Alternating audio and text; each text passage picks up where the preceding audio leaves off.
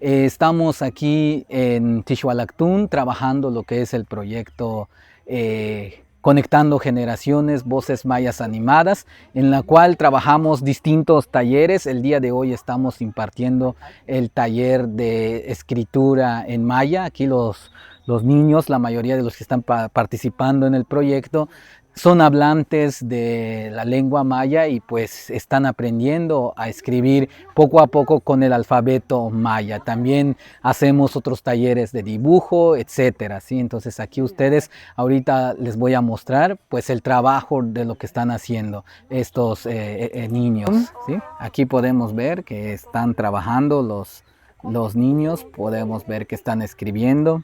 Ahí podemos ver también a doña Candy y a Adriana. Doña Candy es de aquí de la comunidad de Tixhualactún. Ella pues sabe escribir un poco la lengua maya y por eso pues lo está enseñando a estos niños que son y niñas que son hablantes de la lengua maya, ¿sí? Entonces aquí estamos trabajando con ellos el día de hoy este taller de escritura. Bueno.